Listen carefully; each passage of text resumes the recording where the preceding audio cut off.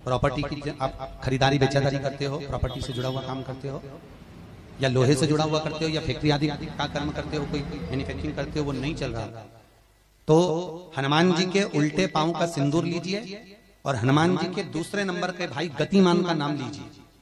किसका नाम लेना है? गतिमान। गतिमान का नाम लेकर फैक्ट्री के बाहर या फैक्ट्री पर एक स्वस्तिक का निर्माण कर दीजिए, हनुमान जी के उल्टे पांव के सिंदूर और गतिमान का नाम लेकर। कभी आपकी फैक्ट्री कोई काम नहीं निकालेगी, उन्नति की ओर ही लेकर जाएगी, कभी घाटे की ओर नहीं जाएगी। गतिमान,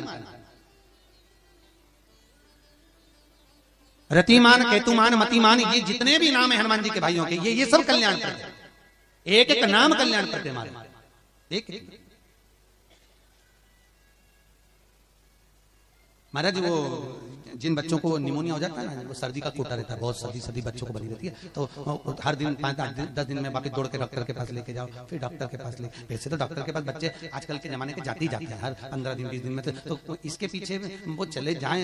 एक हास्य व्यंग में हमसे पूछा किसी ने, महाराज जी आज के बच्चे बार बार हॉस्पिटल डॉक्टर के क्यों जाते हैं? तो हमने कहा देखो भैया, बच्चा जहाँ जन्म लेता है उनसे उनसे प्रेम ज्यादा होता है। पहले नानी के घर में पैदा होता था, इसलिए नानी के घर ज्यादा जाता था, दादी के घर में ज्यादा पैदा होता था, इसलिए दादी के घर ज्यादा जाता था। आज के बच्चे हॉस्पिटल में ज्यादा पैदा होते हैं, इसलिए हॉस्पिटल ज्यादा घूमने जाते हैं। ये हास्य।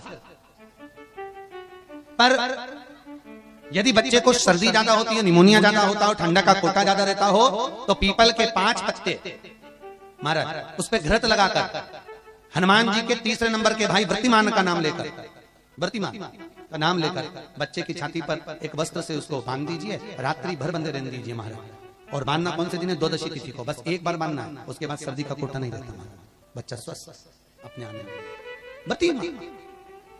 हनुमान जी महाराज के जितने भी भाई हैं सबका आनंद सुख। केवल एक दीवार ऐसी होती है जहां पर हनुमान जी का चित्र लगाया जाता है।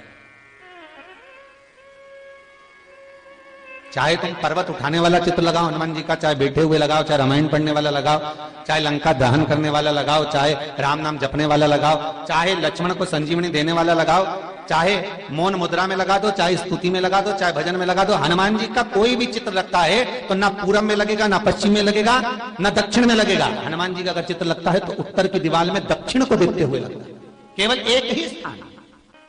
जैसे पूर्वजों के चित्र को, पितरों के चित्र को, गए हुए हमारे जीवों के चित्र को दक्षिण में विराजमान किया जाता है, उसी तरह हनुमान को उत्तर में विराजमान कर दृष्टि दक्षिण में कर दी जाती है। घर में हनुमान जी के जितने फोटो होते हैं उसको केवल दक्षिण दिशा में लगा, उत्तर दिशा में लगा बिठा देते हैं, और दक्षिण की ओर उनकी दृष्टि होना चाहिए, दक्षिण की ओर उनका मुख होना चाहिए।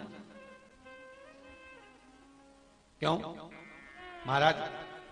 अगर व्यक्ति के जीवन में कोई बीमारी आने वाली है, व्यक्ति के जीवन में कोई रोग आने वाला है, व्यक्ति के जीवन में अगर कोई कष्ट आने वाला है, व्यक्ति के जीवन में अगर कोई परेशानी आने वाली है, व्यक्ति के जीवन में कोई एक्सीडेंट का योग भी बनने वाला है, तो शास्त्र कहता है वो दिशा दक्षिण से ही बनता है।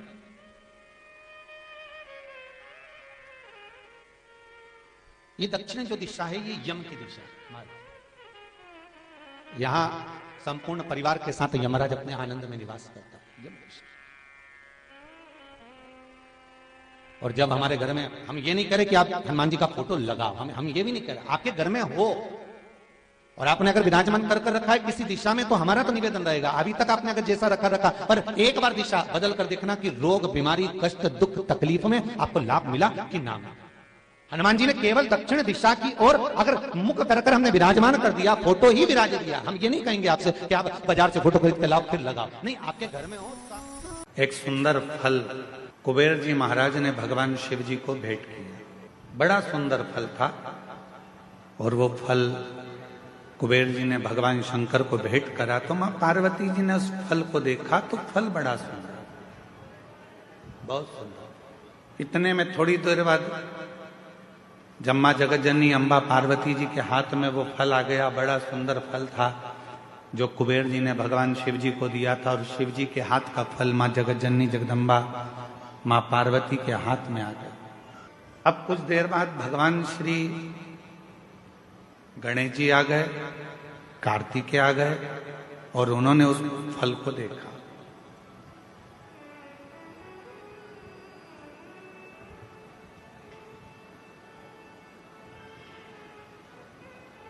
अब इतना सुंदर फल था कि कार्तिकेय जी भी देखकर उसकी ओर थकित रह गए, और भगवान श्री गणेश जी महाराज भी उसको देखकर थकित रहे। कभी कभी ऐसा होता है, माँ को मायके से साड़ी मिलती है, कभी कभी ऐसा होता है और माँ को मायके से साड़ी मिलती है, वो साड़ी बहू को भी पसंद आ जाती है और बेटी को भी पसंद आ जाती है। अब थोड़ा चक्कर पड़ जाता है कि वो साड़ी जो मायके से मिली है वो माँ को भी पसंद आ रही है और बेटी को भी, बहू को भी पसंद आ रही है।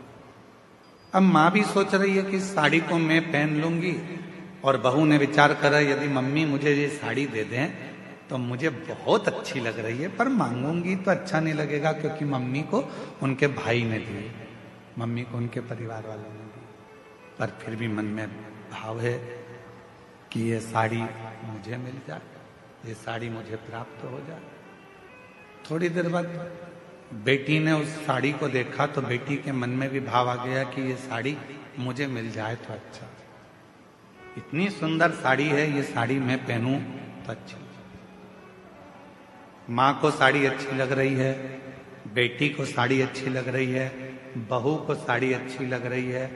अब ऐसी स्थिति में बेटी भी खड़ी हो गई और बहू भी खड़ी हो गई और कहा मम्मी ये साड़ी हमको दे दो।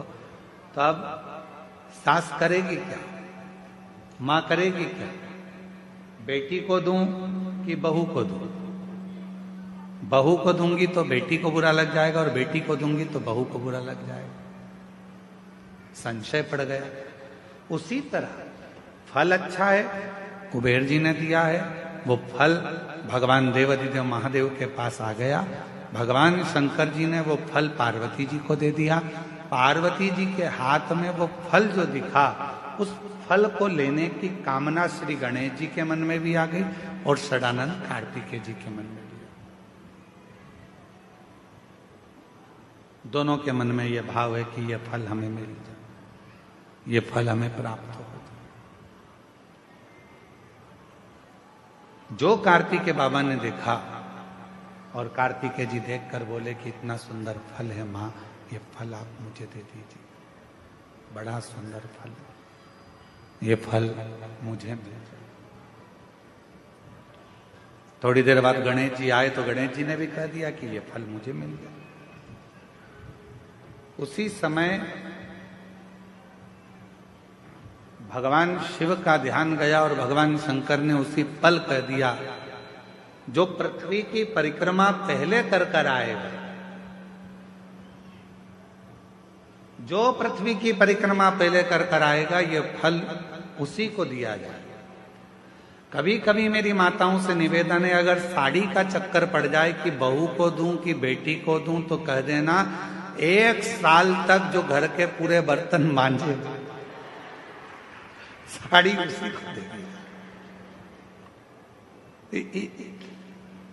इतने में तो दोनों कह देंगी मम्मी तुम्हारी साड़ी तुम ही रख लो, हम उस साड़ी का क्या करेंगे। पर फल की लड़ाई थी। षडानंद कार्तिकेय जी भी परिक्रमा करने गए और भगवान श्री गणेश जी भी परिक्रमा करने गए। एक चूहे पर बैठ गए, गला पकड़ रहा है बेटा माई। एक चूहे पर बैठ गए और एक मोर पर बैठ गए और दोनों परिक्रमा करने के लिए चल दिए।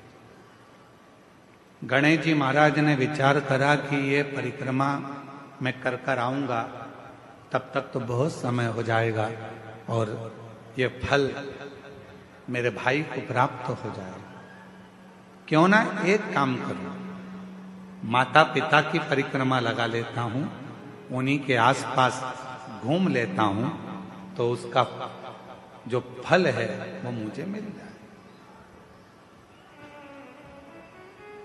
गणेश जी ने माता पिता की परिक्रमा करी। गणेश जी माता पिता की परिक्रमा कर फल को प्राप्त कर लिए। तो षडानंद कार्तिकेय जी महाराज लौट कर आए। उन्होंने देखा कि गणेश जी तो प्रथम गिनती में आ गए। माता पिता की परिक्रमा कर उनको फल भी मिल गया, पर मुझे तो कुछ प्राप्त ही नहीं।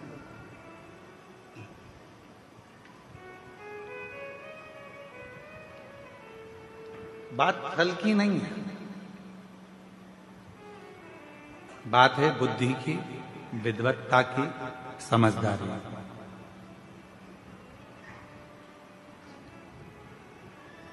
दुनिया का ऐसा कोई फल नहीं है जो आपको नहीं मिल सकता। दुनिया का ऐसा कोई काम नहीं है जो पूरा नहीं हो सकता।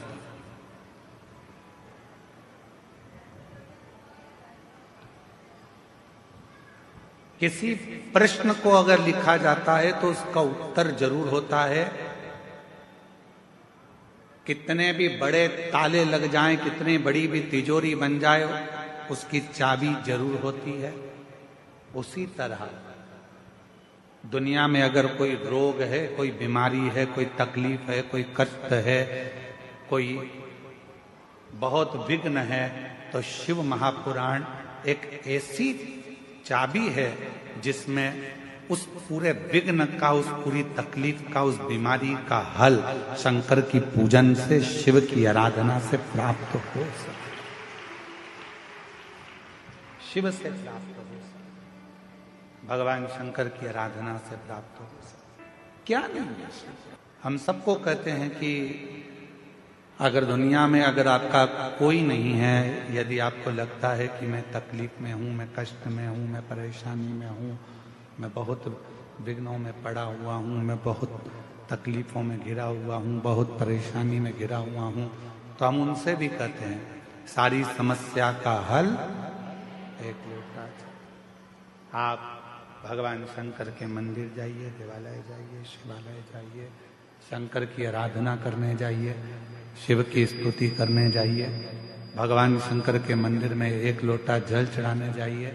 आपकी जिंदगी के जितने दुख होंगे, जितनी तकलीफें होंगी, जितने कष्ट होंगे, वो मिटेंगे। एक ऑपरेशन करने के लिए अभी अगर डॉक्टर हॉस्पिटल में ऑपरेशन रूम में जाता है तो पहले वो भी अपने ईश्वर को याद करता है कि परमात्मा कृपा करना, ये मरीज को मैं अंदर लेकर जा रहा हूं, ये हाथ भले मेरे होंगे, मैं भले कितना भी साइंस पढ़ा हूं, चाहे मैंने कितना भी विज्ञान पढ़ा हो, पर आखिरी में श्वासें देना तेरा काम है, इसकी श्वास चलती रखना, इतनी कृपा जरूर कर देना, इसको ठीक कर। वो मेरे हाथ में नहीं है, पर तू जब कृपा करेगा, तू जब करुणा करेगा, तू जब दया करेगा, तू जब कृपा करेगा, तो सब कार्य अपने आप सफल होते चले जाएंगे, सब कार्य अपने आप सफल होते जाएंगे। तू कृपा कर, तू दया कर। सुंदर कथा आती है पितरों की। एक बार सारे पितर जानते हो ना आप लोग, जम के तो बोलो, जो चले गए, प्राण छूट गए, जो चले गए, वो पितरों की गिनती में आए। गर्भ में अगर कोई बच्चा मर गया, गर्भ से बाहर निकलकर मर गया, तो वो आहूतों की गिनती में आ गया, जो कुंवारी अवस्था में मर गया। वो कुंवारा चले गया, आहूत हो गया, कुंवारी अवस्था में चले गए। तो पितर, आहूत, ये सब भगवान देवादिदेव महादेव के पास आ गए और भगवान शिव जी के पास आकर खड़े हो गए। शास्त्र कहता है कि 1000 वर्ष निकल गया, पितर और आहूत भगवान शंकर की सम्मुख में खड़े होकर केवल दर्शन करते रहे। उन्होंने ना कोई मंत्र जपा, ना कोई साधना करी, ना कोई व्रत करा, ना कोई उपास करा, केवल शिव को एक टकी निहारते रहे, केवल बाबा का दर्शन करते रहे, केवल दर्शन।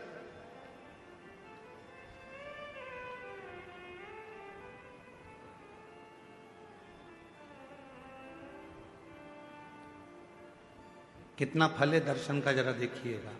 1000 वर्ष तक पितर, आहूत, ये सब शिव जी का दर्शन कर रहे हैं, 1000 वर्ष। बोले कुछ नहीं है, ना मंत्र बोला, ना तप करा, ना साधना करी, केवल भगवान का दर्शन किया, खड़े रहे बस भगवान के इंतजार में। भगवान के नेत्र खुलेंगे, बाबा हमको देखेंगे, देखेंगे तब हमें वर देंगे। शिव जी 1000 वर्ष की